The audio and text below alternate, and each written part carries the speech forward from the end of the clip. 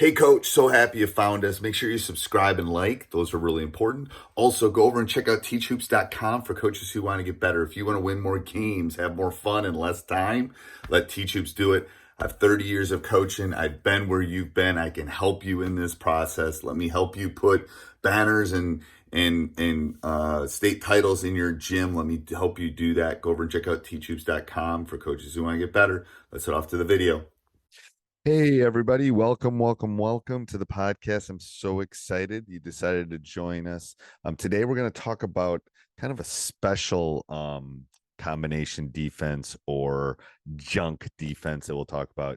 A couple of these over the next couple of weeks, they're probably going to be ones you haven't heard of. We refer to this as kind of 10X. Um, we can call it banana or I don't know, it doesn't really matter what you call it. But how did we develop it? Well, I don't know, this was probably 5 or 6 years ago. We played a team and they'd beaten us. They had scored a lot of points. I think they had scored in the mid to high 70s a couple times, had a couple D1 guys, beat us by 8 and 14 or 15 points. Couple Division 1 players, and we had lost to them, so we didn't know how to stop the dribble penetration. That was our biggest issue. We got hurt by the dribble penetration, the kick out. They were very good at running dribble drive. So in order to correct that problem, we kind of came up with this defense, this combination junk defense. We assigned, luckily, our Division 1 center, about 6'7" in the center, and we put him on the worst player for the other team. Kind of played a one-man zone. Um, and the defense, along with the combination defenses, like our triangle two, blah, blah, blah, all the other ones, frustrated them, and we ended up beating them 3 times.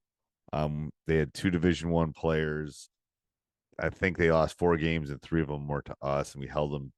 Though the previous year was 71 and 77, and then the following year with this 10X defenses one man zone, we ended up beating them 50.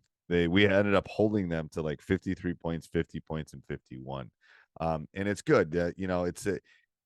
The X-Man is the man that's basically protecting the zone defender is assigned to cover the worst offensive player, regardless of size. It doesn't matter. Our big guy was 6'7". Sometimes he was guarding a 5'10" guy. And it's a one-man zone. We basically had him protect and stay in the paint. Statistics to look at. So there are some key statistics. Points per game. Okay, so what we want to look at is how many points, how many 3-point shots they make, how many shots do they take a game, what is their range. So we want to put it on the worst offensive player, and you hopefully can make that because you have enough film, you have enough statistics to kind of do that. But points per game, 3-point shots made, number of shots, points made, range, all those things want to go into this equation. And we usually say you don't take a foot outside the paint. We let them creep up maybe to just inside the free throw line, but we really do not want them leaving the paint area. Yes, are there some actions on the ball or ball screening, things like that? There are. And you know where you can find those? In www.combinationdefenses.com. I go through all of these: triangle and two, inverted triangle and two, box and one, diamond and one, this 10X. We'll talk about two. All of those we refer to, but this is a good one, especially if you're able to scout and especially if you're able to kind of do a deep dive into the strengths and weaknesses of all the players.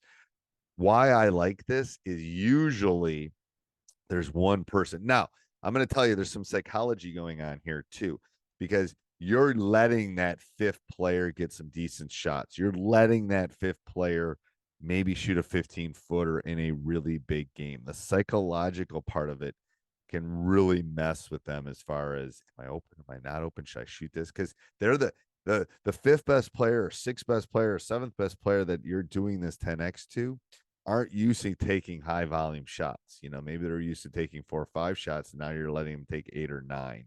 So I think that can really play a key part of this, the psychologist part of it, the psychological part of it that gets into their brains. And it's really hard in a packed gym of a couple thousand people when you're not the person that shoots to have a wide open shot. I'm just telling you, it works. And you can name it whatever you want. I'd love to hear what other people name it. We call it 10X. So again, go over and check out www.combinationdefenses.com. Talk to you soon. Bye. Hey, Coach, so glad you enjoyed the video.